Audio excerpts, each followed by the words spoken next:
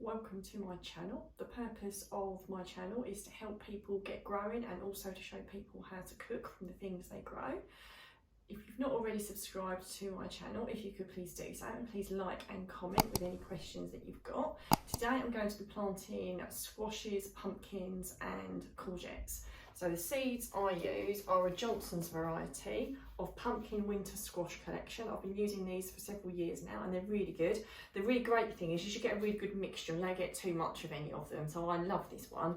And I've also got a courgette and summer squash variety. That's a Johnson one. Use that for exactly the same reasons. Really lovely variety. So it gives me a good choice of colours and flavours with different things that I grow. So I'm going to put a link in the description so you can purchase these yourself if you wish to.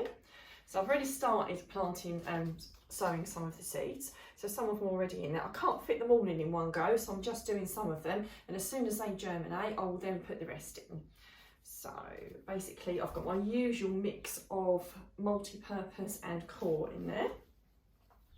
Again, links in the description, and also for the propagator as well, something that I find really, really useful. So I've got these tubs. I do quite deep tubs with squashes because it means I don't have to transplant them too quickly, and I do plant more than one per pot, and because you don't know, they won't all germinate, and if they do, as long as you don't plant them too closely together, you can easily transplant them into separate pots. It just means I can start more off in one go, and if one does fail, then I've not wasted too much compost. Sometimes you just get a bad pack, and then sometimes like everything germinates.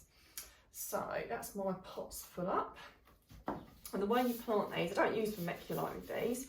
I usually get either a pencil or a small tool, and you just make little holes in there ready to push the little seeds down, and you go much deeper than you would with normal seeds. And basically the general rule of thumb is you plant the depth of a seed. So little tiny seeds, you only put vermiculite over them because obviously they are really tiny.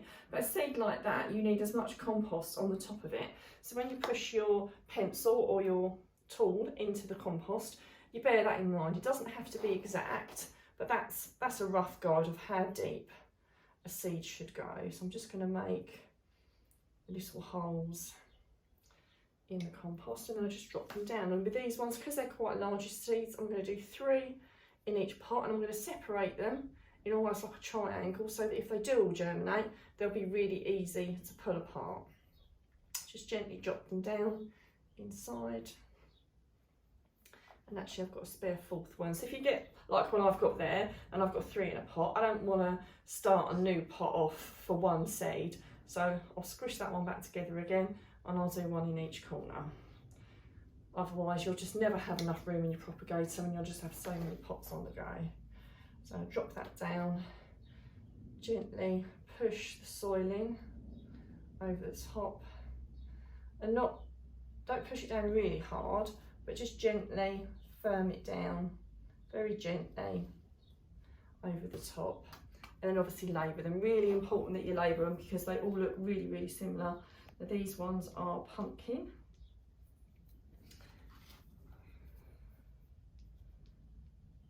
There we go, they're all labelled up. So, and then you water them.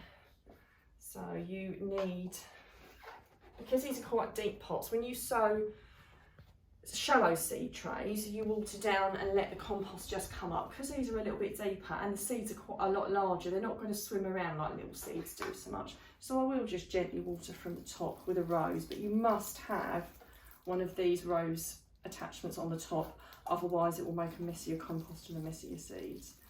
So I would normally do this outside.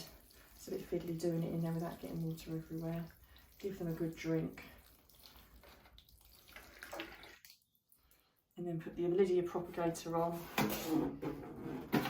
plug it into the electric, check them every few days, and as soon as they start to peep through, you can lift them out and keep them somewhere warm, like on your windowsill.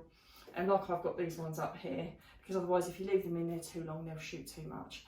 Now I hope that's been really helpful and it's going to get you growing. Please leave me a comment if you have any questions.